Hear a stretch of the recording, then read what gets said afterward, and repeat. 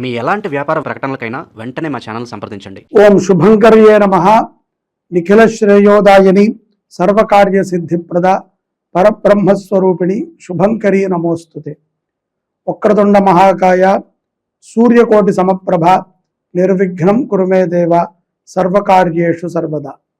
ఆదిత్యాయ చ సోమాయ మంగళాయ బుధాయ చ గురుశుక్రః శనిభ్యశ్చ రాహవే కేతవే నమః. గురు బ్రహ్మ గురుర్విష్ణు గురుర్దేవో మహేశ్వరః గురు సాక్షాత్ పరబ్రహ్మ తస్మై శ్రీ గురవే నమః. ఓం శ్రీ మహాగణాధిపతయే నమః. అస్మత్ శ్రీ గురు చరణారవిందాభ్యాం నమః. శ్రీ శ్రీ శ్రీ గణపతి సచ్చిదానంద సద్గురుభ్యో నమో నమః. ధనుస్సు రాశి వారికి 15వ తారీఖు తర్వాత అమావాస్యకి కొద్దిగా ముందు వృత్తి చేసుకునేటువంటి వారు, ఉద్యోగం అంటారు కదా, అటువంటివి పర్మనెంట్గా ఉద్యోగంలో ఉన్నటువంటి వారికి కూడా ఆర్థిక పరమైనటువంటి ఇబ్బందుల నుంచి ఎట్లా బయటపడతారు అనేటువంటిది ఒక మాయ. ఇక్కడ అకాల వర్షాలలాగా అకాల ఖర్చులు పెరుగుతాయి, ఊహించనటువంటి ఖర్చులు. ఏదో చేయాలనుకుంటారు, తాపత్రయం. ఆ తాపత్రయం వలన దాచుకున్నది, ఎవరి దగ్గరో పెట్టినది, ఎవరి దగ్గర నుంచైనా దోచుకున్నదైనా సరే ఖర్చు పెట్టేస్తారు. ఇక్కడ సమాజము కోసమై మనం బతుకుతున్నాము అనేటువంటి ఒక భావన మీలాంటి వాళ్ళని చూసినప్పుడు అనిపిస్తుంది. ధనుస్సు రాశి జాతకులు ఒకళ్ళతో మనము కంపారిజన్ చేసుకుని జీవితంలో ముందుకు వెళితే నిరంతరము పడుతూనే ఉంటాం. కాబట్టి ఒకరితో మీ యొక్క జీవితాన్ని పోల్చుకోవద్దు.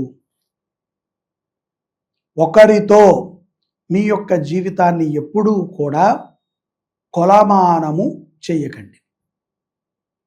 మీ జీవితం మీది. మీరు ఎంత స్థితిలో బతకగలగరో అంత స్థితిలో బతకండి. ఒకరు ఎప్పుడూ కూడా మిమ్మల్ని ఎత్తరు, ఒకరు ఎప్పుడూ కూడా మిమ్మల్ని పడేయలేరు. ఏ రకంగా కూడా మీకు మీరే సాటి. ఇది బాగా దృష్టిలో పెట్టుకోవాలి స్త్రీ పురుషులు ఇరువురు కూడా. ఇక్కడ ఈ యొక్క కంపారిజన్ లేకుండా కనుక మీరు ఉంటున్నామండి, మీరు చెప్పేది మాకు మ్యాచ్ అవ్వలేదు అంటే కనుక మిగతావన్నీ మీకే. అలా కంపారిజన్ లేకుండా ఉంటే కనుక మోసాల నుంచి బయటపడతారు. ముఖ్యంగా ఎవరికీ మీరు భయపడక్కర్లేదు. ఎందుకంటే అప్పు చేసి ఉండరు, దేనికి తాపత్రయపడి ఉండరు. మీ దగ్గర ఉన్నదానితో మీరు సుఖంగా జీవిస్తున్నారు, ఆనందంగా ఉన్నారు ధనుసు రాశి జాతకులు. ఇక మీరు ఎవరి కోసం భయపడాలి, ఎవరిని చూసి భయపడాలి, దేనికి భయపడాలి? ఒకళ్ళ జోలికి మీరు వెళ్ళనప్పుడు మీ జోలికి ఎవరు రారు. అలాగే విద్యార్థులు, ధనుస్సు రాశిలో ఉన్నటువంటి విద్యార్థులు చక్కటి బుద్ధివంతులై ఉంటారు. విద్యార్థుల దశలో ఉండేటువంటి గ్రహస్థితి ప్రభావం వేరు, ఉద్యోగ దశలో ఉండేటువంటి గ్రహస్థితి ప్రభావం వేరు. ఏలినాటి శని విద్యార్థికి కనుక ఉంటే కొన్ని జాతకముల రీత్యా, ఉదాహరణకి చెప్తున్నాను, వారి యొక్క స్వజాతకములో కూడా శని మంచి స్థానములో కనుక కలిగి ఉంటే వారికి యోగ్యమైనటువంటి విద్య అభ్యాసం అవుతుంది. కఠినమైనటువంటి విద్యల యందు రాణించగలుగుతారు. అదే ఏలినాటి శనిలో ఉద్యోగస్తుడికి ఎంత టాలెంట్ ఉన్నప్పటికీ, ఎన్ని రకములైనటువంటి ఒత్తిడిలు ఉన్నప్పటికీ, ఉద్యోగము తాను చేయకూడదు అని, తన మనసులో మారాలి అని చేయకూడదు అని కానీ, బాసు మీద ఎగనెస్ట్గా కానీ తనకి వస్తే అది ఎవరూ మార్చలేరు. శని ప్రభావము ఒక్కొక్క స్థితిలో ఒక్కొక్క రకంగా ఉంటుంది. కాబట్టి గ్రహస్థితులు నార్మల్ వాళ్ళకి ఒక రకంగా ఉంటాయి, విద్యార్థులకి ఒక రకంగా ఉంటాయి, స్త్రీలకి. ఎందుకంటే ఇప్పుడు మనం అనుకుంటున్నాం సమాజంలో ఇద్దరూ కూడా సమానమేనండి, ఇప్పుడు కాలం మారిపోయింది, ఇద్దరూ సంపాదించాలి అని. మంచిదే, సంపాదన వరకు ఇద్దరు ఉంటే ఓకే. ఇద్దరు సలహాలు కూడా ఇద్దరు చెప్తున్నారు, ఇద్దరు వారి వారి యొక్క జీవన విధానాల గురించి చర్చించుకుంటున్నారు, ఇద్దరూ వారి వారి యొక్క సపరేట్ జీవితాలని గడుపుతూ కంబైన్డ్గా ఉంటున్నారు. సో ఇటువంటి పరిస్థితుల్లో మనం ఉన్నాం. ఇప్పుడు సర్వసాధారణంగా గ్రహస్థితి ప్రభావమే మనిషి మీద 40%.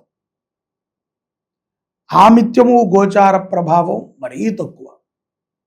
ఆ తక్కువలో కష్టాలు, ఆ తక్కువలో సుఖాలు. మంచి చెప్తే అందరూ చాలా లైక్ చేస్తారు, షేర్ చేస్తారు, చాలామందికి చెప్తారు, గొప్పగా ఉంటుంది. ఎవరికైనా ఇబ్బంది కలిగించేట్టు మనం మాట్లాడామా, వాళ్ళే మన మీద దుమ్మెత్తిపోస్తారు. ఇది జగమెరిగిన సత్యం. కాబట్టి విద్యార్థులు చాలా జాగ్రత్తగా ఉండాలి. అలాగే శుభకార్యాలకి భార్యాభర్తలు ఇద్దరూ కూడా ప్రతి శుభకార్యానికి హాజరవుతారు, ఎంతో ఆహ్లాదముగా గడుపుతారు. ద్వితీయార్థంలో నవంబర్ 15వ తారీఖు తర్వాత నుంచి కొన్ని గ్రహస్థితుల యొక్క మార్పుల చేత శత్రువులు కూడా మిత్రులుగా మారతారు. మనిషికి కోపము ఇవాళ రేపట్లో సర్వసాధారణం. మనని కాదు అని ఎవరన్నా సరే మనకు కోపం వస్తుంది, మనని ఎక్కువగా అవును అన్నా కోపం వస్తుంది, మనకి నచ్చేంత వరకే అవును అనాలి, అంతకన్నా మించి ఎక్కువ అన్నాడు ఒక ఓవర్ యాక్షన్ చేస్తున్నాడు ఈడంట. అటువంటి స్వభావంలో మనం ఉన్నాం. కాబట్టి ధర్మ కార్యాల మీద మక్కువ చూపండి, సనాతన ధర్మ రక్షణలో భాగస్వాములు కండి. అలాగే ఆందోళన కలిగేటువంటి విషయాల యందు జాగ్రత్తగా ఉండండి. తల్లి ఆరోగ్యము కానీ, పెద్దమ్మ గారి ఆరోగ్యము కానీ, అమ్మమ్మ గారు, మామగారు ఇట్లాంటి వాళ్ళ యొక్క ఆరోగ్య విషయాలలో కొంత జాగ్రత్త అవసరము.